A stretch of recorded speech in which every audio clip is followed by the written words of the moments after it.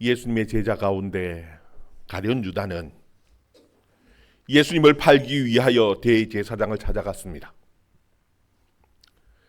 원래 대제사장과 서기관들은 예수님을 유월절에 죽일 계획을 가지고 있었지만 포기해버렸습니다.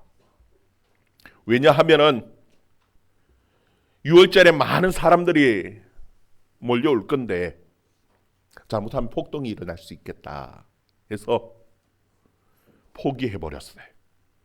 그런데 그 포기한 그 계획을 다시 되살린 사람이 있는데 그가 누구냐 하면은 바로 가룟 유다입니다. 우리 10절 11절 말씀 우리 다시 한번 읽어봅니다. 10절 11절 말씀 같이 읽습니다. 시작.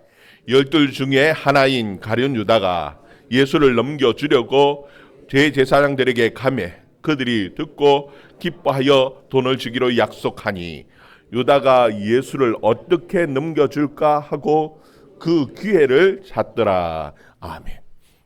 여러분, 예수님의 제자, 그것도 특별히 사도로 세워주신 그 12 가운데 하나인 가룟 유다가 왜 예수님을 팔아버렸을까?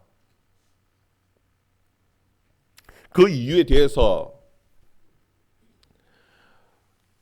학자들마다 여러 가지 그 주장들을 합니다. 그 가운데 보면은 가룟 유다가 열성당원이기 때문에 그 가룟 유다가 기대했던 것은 예수님께서 사람들을 모으고 그 이스라엘의 독립을 위해서 뭔가 역할을 하기를 바래서 예수님을 따라다녔는데 그가 기대했던 것하고 너무나 다르기 때문에 예수님을 팔아버렸다. 그렇게 주장하는 분들도 있습니다. 영 틀린 말은 아닌 것 같기는 합니다. 그런데 제가 볼 때에 사실은 그보다 더 중요한 이유가 있습니다. 그게 무엇이냐면은 돈입니다.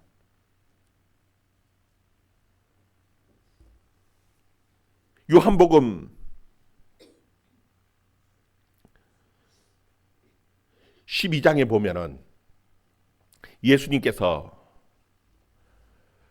이 십자가 지시기 전 6월절 그 십자가 지시기 전 6일 전에 베다니로 가셨습니다. 베다니에 나사로라고 하는 죽었다가 살아난 나사로가 있었습니다. 그 가정에서 큰 잔치를 베풀었습니다. 그때에 이 나사로의 누이인 마리아가 예수님의 머리에 발에 향유 옥합을 깨뜨리고요. 눈물로 그 발을 닦고 머리털로 그 발을 닦았습니다. 그때에 화를 내면서 이 마리아를 책망한 사람이 있었습니다. 그가 누구냐 하면은 요한은 뭐라고 기록하고 있느냐 하면은 예수를 잡아줄 유다가 그렇게 가룟 유다라고 그렇게 표현하고 있어요. 그 가룟 유다가 이 마리아에게 뭐라고 책망하느냐 하면은 이 향유를 300데나리온에 팔아서 가난한 자에게 어찌 나누어 주지 아니하였느냐 그렇게 책망을 하는 겁니다. 그런데 거기에 대해서 이 요한은 그가 가난한 사람을 생각해서가 아니라 그는 도둑이라 동계를 맡으면서 도적질하였다. 그 동계의 돈을 훔쳤다. 그렇게 말씀하고 있어요. 여러분 가룟 유다는 도둑입니다. 돈을 좋아해서 평소에도 그 돈을 훔치던 사람이었습니다. 동계에 돈을 훔치던 사람이었어요. 그가 예수님을 팔았던 이유는 물론 여러 가지 이유를 들 수 있겠지요. 제가 볼 때 가장 큰 이유는 돈입니다. 오늘 말씀에 보면은 예수님을 넘겨주겠다라고 말을 하고 돈을 준다고 하니까 얼마나 좋았던지 그때부터 예수님을 어떻게 넘겨줄까 그 기회를 노리고 있었던 사람이 누구냐 하면 바로 이 가룟 유다라고 말씀하고 있습니다. 여러분, 예수님께서는 우리에게 분명하게 가르쳐 주시는 것이 있습니다. 한 사람이 두 주인을 섬기지 못하나니 하나님과 재물을 겸하여 섬길 수 없다라고 우리에게 분명하게 말씀합니다. 여러분, 돈을 더 좋아하든지 아니면은 정말 주님을, 하나님을 더 좋아하든지 둘 중에 하나이지요. 돈도 좋아하고 그리고 하나님도 섬기겠다고요? 아닙니다. 그렇게 할 수가 없어요. 여러분, 이때가 유월절 양을 잡던 날이라고 말씀합니다. 12절 말씀 우리 또 같이 한번 읽어봅니다. 12절 말씀 같이 읽습니다. 시작. 무교절 첫날 곧 유월절 양 잡는 날에 제자들이 예수께 여짜오되 우리가 어디로 가서 선생님께서 유월절 음식을 잡수시기에 준비하기를 원하시나이까 하매. 아멘. 유월절 양 잡는 날, 무교절 첫날이다, 그렇게 말씀합니다. 유월절 음식을 잡수시기 위하여 어디로 가서 잡수시기를 원하십니까? 하고 제자들이 물었습니다. 즉 다시 말하면 제자들이 지금 유월절 음식을 먹을 그 장소를 준비하지는 못했다라는 거예요. 그래서 예수님께 묻습니다. 예수님께서는 하시는 말씀이 성에 들어가면, 예루살렘 성에 들어가면은 물동이를 들고 가는 사람이 있는데 그 사람을 따라가라라는 겁니다. 그 따라가면 들어가는 집이 있는데 그 집 주인에게 선생님이 이 유월절 음식을 드시기 위하여 준비한 그 집을, 그 방을 달라라는 거, 다락방을 달라 하면은 내어줄 거라는 겁니다. 여러분, 우리가 생각할 때에 예루살렘 성에 물동이 들고 가는 사람이 얼마나 많겠습니까? 그런데 여기에 물동이를 들고 가는 사람이라고 하는 것은요, 남자를 얘기하는 겁니다. 성과 이 헬라어에 보면은요, 남성, 여성, 히브리어에도 마찬가지입니다. 남성과 여성이 성이 구별이 분명합니다. 그냥 사람이 아니라 어떤 사람이 남자입니다.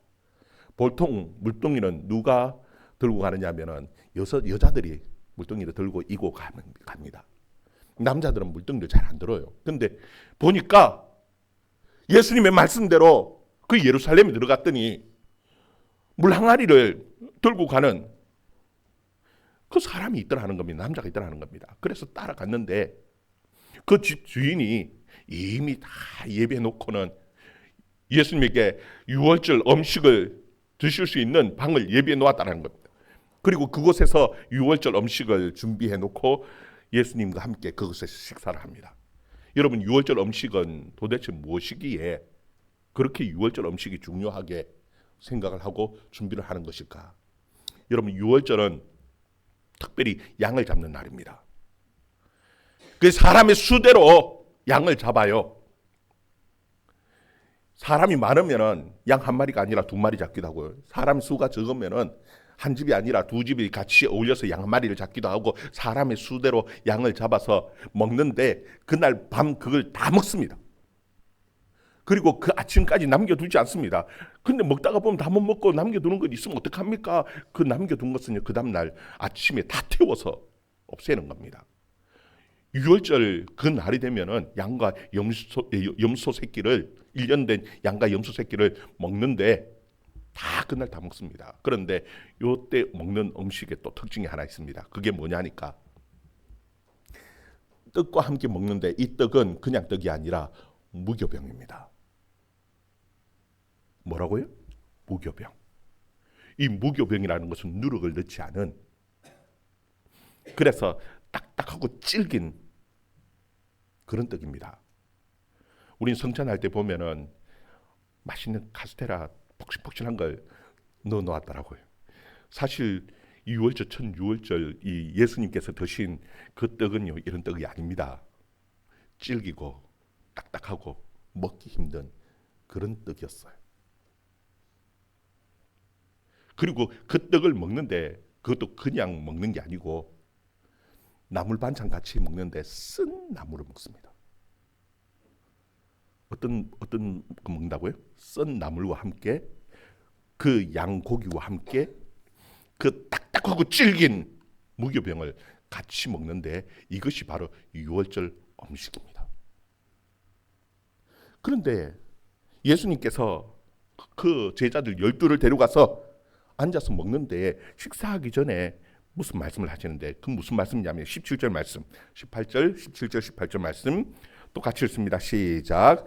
저물매 12를 데리고 가서 앉아 먹을 때에 예수께서 이르시되 내가 진실로 너희에게로 노니 너희 중에 한 사람 곧 나와 함께 먹는 자가 나를 팔리라 하신대. 여러분, 이 유월절 마지막 이 떡을 떼고 잔을 나누고 고기를 나누어 먹는 이 유월절 음식을 드시는데 예수님께서 식사하기 전에 먼저 얘기를 하는 겁니다. 너희 중에, 그것도 그냥이 아닙니다. 진실로 너희에게 말하는데, 진짜라는 겁니다. 진실로 너희에게 얘기하는데 너희 중에 한 사람 곧 나와 함께 떡을 먹는 자가 나를 팔리라라고 예수님께서 말씀하셔요. 그때 제자들이 다 근심하면서 묻습니다. 예수님, 납니까? 나는 아니지요. 나는 아니지요. 물어요. 여러분, 아마 예수님께서 이 자리에 함께 하셔서 이 성찬을 대할 때에 우리에게도 또 그런 질문을 하실지 모르겠습니다. 너희 중에 곧 나와 함께 이 떡을 떼고 같이 먹는 자 중에 나를 팔리라. 여러분, 한번 고민해 보시기를 바랍니다. 혹시 내 마음 속에도 가룟 유다처럼 예수님보다 돈을 더 좋아하지 않는지, 여러분, 하나님보다 예수님보다 돈을 더 좋아한다라면요, 예수님을 팔 수 있죠. 여러분, 우리 속에는 타락한 본성들이 있습니다. 그래서 그 제자들이 다 근심하면서 고민하면서 묻습니다. 혹시 예수님 납니까? 납니까? 그런데요, 그 가운데에 전형스럽게 고민하지 않고 예수님과 함께 손에 넣어서 떡을 떼는 사람이 있었습니다. 그 사람이 누구냐 하면은 바로 가룟 유다입니다. 여러분, 이 성찬에 참여하면서 우리 자신들을 함께 다시 한번 보면서 고민해 볼 수 있기를 바랍니다. 혹시나 내가 예수님보다도 더 돈을 사랑하고 하나님보다도 더 돈을 더 좋아하고 그렇지는 않는지 함께 고민해 볼 수 있는 그런 시간이 되기를 바랍니다. 우리 22절 말씀 또 봅니다. 22절 말씀 같이 읽습니다. 시작. 그들이 먹을 때 예수께서 떡을 가지사 축복하시고 떼어 제자들에게 주시며 이르시되 받으라, 이것은 내 몸이니라 하시고. 여러분, 예수님께서 이 유월절 음식을 드시는데, 여러분, 제가 처음에 서두에서도 얘기했듯이 유월절 음식에는요, 양도 있고 또 뭐도 있어요? 무교병도 있고 쓴 나물도 있습니다. 그리고 함께 먹기 위해 포도주도. 이거는 포도주는 그야말로 그 지역은요, 물이 귀합니다. 깨끗한 물이 잘 없습니다. 그래서 물 대신에 음료수로 마시는 것이 포도즙입니다. 그 포도주를 음료로 넣고 먹는 겁니다. 근데 우리가 생각할 때에 내 몸이다 하고 줄 것 같으면은, 이왕이면은 양고기 하나 뚝 뜯어가지고, 여러분 그렇지 않습니까? 양고기 탁 뜯어가지고, 나는 6월절 어린 양이니까 이거는 내 몸이다 하고 양고기를 탁 떼가지고 제자들에게 나눠주면은 우리도 더 이해가 쉽고 더 받아들이기 쉽고 뭔가 더 의미가 있을 것 같은데, 예수님께서는 양고기를 떼어서 주신 것이 아닙니다. 무엇을 주셨다고요? 그 무교병 딱딱하고 질긴 그 떡을 떼어서 주시면서 이것은 내 몸이다. 제자들에게 주시면서 받으라, 이것은 내 몸이다. 그렇게 말씀하신 거예요. 왜 예수님께서는 그 양고기가 아니라 떡을 떼어서 주셨을까? 여러분 왜 그러셨을 것 같습니까? 왜 양고기가 아니라 떡입니까? 여러분 이 구약의 양을 잡는 제사는 예수님께서 십자가에 죽으시면서 끝이 났습니다. 더 이상 양을 잡는 이것은 더 이상 필요 없다라는 겁니다. 만약에 예수님께서 양고기를 뜯어서 우리에게 나눠주시면서 이것을 지켜 기념하라고 했으면은 우리는 떡을 떼는 것이 아니라 여전히 이 성찬식 할 때에 양을 잡을 겁니다. 어디 가서 양 한 마리 잡아서 쪼개가지고 양고기를, 그것도 양고기를 삶거나 날 것으로 먹지 않습니다. 유월절 음식은요 반드시 양고기를 구워서 먹습니다. 다 이걸 구워야 될 겁니다. 일일이 구워가지고 양고기를 뜯어가지고 하나씩 나눠줘야 될 겁니다. 그리고 다 먹고 남은 것들은 다 태워서 없애야 될 겁니다. 그런데 예수님께서는 그리 하지 않았습니다.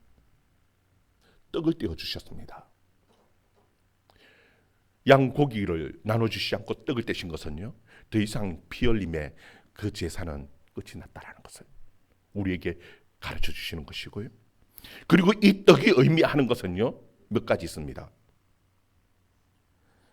여러분 왜 꼭 굳이 우리처럼 폭신폭신한 이 누룩을 넣은 맛있는 이 유교병이 아니라 무교병일까? 유월절 음식은 왜 무교병을 먹는? 그래서 오늘 말씀에도 보면은 무교절 절기 첫날 유월절입니다. 이 무교절은 7일간 하는 거예요. 그 첫날이 유월절입니다. 그 양을 먹어요. 하루만 딱 먹습니다. 저녁 지나서 아침에 오면은 다 태워서 버리는 겁니다. 그래서 유월절은 양고기 먹는 날이에요. 그런데 그 일주일 동안 무엇을 먹냐면은 무교병 질긴 그 딱딱한 누룩 없는 떡을 먹는데 왜 그러냐? 여러분 그 이유에 대해서 성경은 출애굽기에 어떻게 설명을 하고 있느냐 하면은요. 그들이 애굽을 나올 때에 급히 나왔다는 겁니다. 급히 나와서 발효한 그 반죽을 가져 나오지 못해서 그래서 무교병을 먹었다라는 겁니다. 여러분 이 무교병을 먹는 이 떡을 먹는 가장 중요한 이유는요. 죄에서 나올 때에 머뭇거리지 말라라는 겁니다. 지체하지 않았다라는 겁니다. 신명기에 보면 또 뭐라고 표현해 놓았느냐 하면은 지체하지 않아서 신명기 16장 3절에 보면은 이 무교병을 먹는 데에 지체하지 않았기 때문에 그것을 기억하라고 분명하게 기록하고 있어요. 여러분 죄에서 나올 때에 죄에서 떠날 때에 우리는 거기에 머뭇거리면서 야 좋은 음식 다 챙기고 이것저것 다 챙기고 그렇게 하는 것이 아니라는 겁니다. 죄에서 떠나서 하나님의 구원의 날이 자리에 나올 때에 다 놓고 떠나는 겁니다. 지체하지 않고 떠나는 겁니다. 그래서 그 떡을 뭐라고 얘기하냐면 고난의 떡이라고 얘기하고 있습니다. 신명기 16장 3절에 보면 무교병 곧 고난의 떡을 먹으라. 이는 애굽에서 급하게 왔습니다. 내 평생에 항상 너는 애굽 땅에서 나온 날을 기억하라. 그렇게 말씀하고 있어요. 여러분 우리가 먹는 이 떡의 첫 번째 의미는 고난의 떡입니다. 여러분 주님의 그 구원의 자리에 나가는 데는요 그냥 나가는 것이 아닙니다. 모든 것들을 다 포기하고 우리가 생각하는 그 물질의 그 욕구들도 다 포기하고 그러고 가는 것이기 때문에 고난의 떡입니다. 그 떡을 먹을 수 있기를 바랍니다. 그리고 또 하나 중요한 의미가 있습니다. 이 떡은 예수님께서 요한복음 6장에 보면은요 예수님께서 보리떡 5개와 물고기 2마리로 축사하시고 5,000명을 나누어서 떼어주셨어요. 그 5,000명이 그 물고기 2마리 보리떡 5개로 먹고 난 다음에 얼마나 열광을 했던지요. 예수님을 왕으로 세우려고 합니다. 그때 예수님께서 급히 그 자리를 떠나셨어요.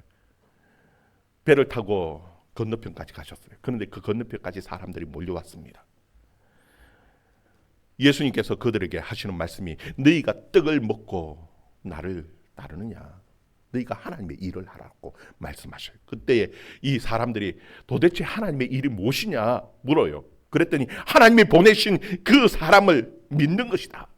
그러니까 예수님에게 그러면 당신이 하나님에게서 온 그 표적을 보여주세요. 모세는 그 광야에서 하늘에서 만나를 내리게 했는데 그 만나 같은 그 특별한 표적을 보여달라는 겁니다. 그때 예수님께서 내가 곧 떡이니 내가 생명의 떡이니 나를 먹는 자는 죽어도 살겠고 영원히 살 것이라고, 나는 생명의 떡이라고 예수님께서 말씀하고 계시는 것입니다. 여러분, 이거는 내 몸이다 하고 주시는 것은요, 예수님을 먹는 겁니다. 즉 다시 말하면 예수님과 나와 함께 연합되는 것을, 내가 예수 그리스도의 생명에 나아가는 것을 말씀하고 계시는 것이, 이 떡을 먹으면서 정말 예수 그리스도와 함께 할 수 있는 저와 여러분 되기를 주의 이름으로 축원합니다. 또 23절 24절 말씀, 23절 24절 말씀 같이 읽습니다. 시작. 또 잔을 가지사 감사 기도하시고 그들에게 주시니 다 이를 마시매 이르시되 이것은 많은 사람을 위하여 흘리는 나의 피 곧 언약의 피니라. 아멘. 여러분, 예수님께서는 이 포도주 잔을 주시면서 나의 피 곧 언약의 피다 그렇게 말씀하셔요. 여러분, 이 어린 양의 피는 먹는 게 아닙니다. 그 떡은 먹는데, 그리고 그 고기는 구워서 먹는데 피는요 먹는 게 아니고 뭘 하느냐면은 이래 문설주 인방에다가 다 발라요. 유월절 피는요.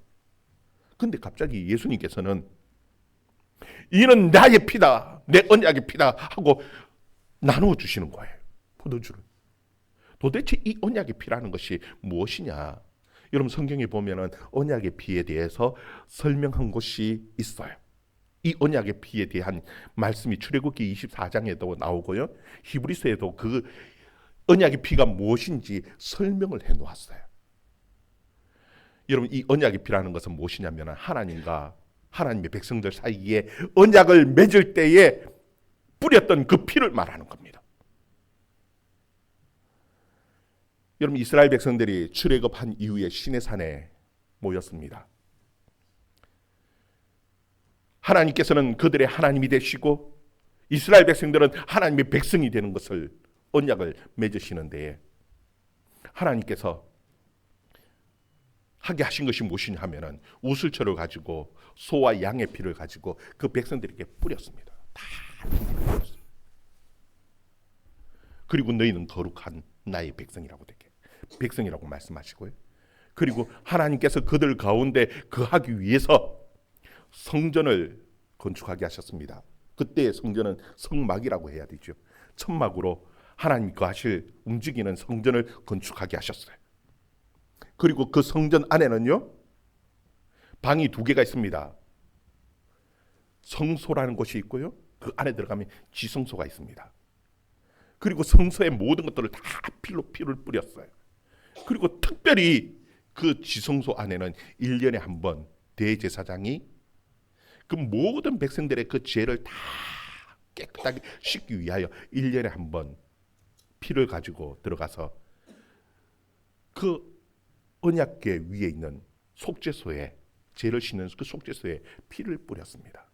이 피를 가르쳐서 뭐라고 얘기하냐면 언약의 피다. 히브리서 기자는 이제는 더 이상 그 짐승을 잡는 그 피의 의식이 필요 없어졌다라고 단언합니다. 왜? 그 언약의 피가 바로 예수 그리스도의 피를 상징하기 때문에, 예수 그리스도께서 단번에 죽으시고 그 피를 가지고 사람의 손으로 짓지 아니하는 하늘 성소에 올라가셔서 그 피의 속죄소에 피를 뿌리셨고, 그리고 우리에게 각자 우리에게 하나님의 백성으로 그 피를 뿌렸다라는 거예요. 그래서 히브리서 기자는 피 흘림이 없이는 죄 사함이 없다라고 분명하게 선언하고 계시는 것이, 여러분, 예수 그리스도께서 십자가에 죽으심으로 우리의 모든 죄는 다 사여졌고 그리고 우리는 하나님의 언약의 백성이 되었음을 말씀하고 계시는 것이 이 성찬에 참여하면서 정말 하나님의 백성으로서 살아갈 수 있는 마음의 결단을 할 수 있는 저와 여러분의 삶이 되어질 수 있기를 주의 이름으로 축원합니다. 여러분 두 주인을 섬기면서 하나님 나라에 합당하지 않습니다. 정말 하나님 앞에 온전히 헌신하는 저와 여러분의 삶이 되어질 수 있기를 주의 이름으로 축원합니다. 우리 마지막으로 25절 말씀 같이 읽습니다. 25절 말씀 같이 읽습니다. 시작.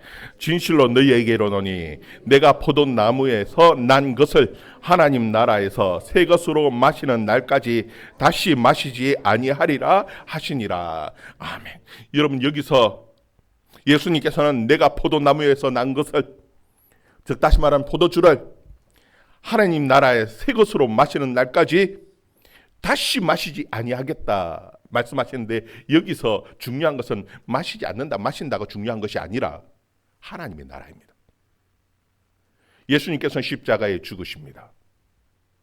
그리고 이 말씀의 의미 속에는 내가 반드시 다시 살아나서 하나님의 나라를 온전하게 이루시겠다라는 것을 우리에게 분명하게 약속하고 계시는 말씀이었어요. 여러분, 그리고 실제로 예수님께서는 죽으시고 부활하셨고요, 하나님의 나라를 이루셨어요. 그리고 지금 우리와 함께 이 포도주 잔을 그리고 떡에 함께 하시는 우리 하나님이시라는 사실, 그 하나님의 아들 그 예수 그리스도를 기념하면서 이 성찬에 참여하는 시간이 되어줄 수 있기를 주의 이름으로 축원합니다. 기도하겠습니다.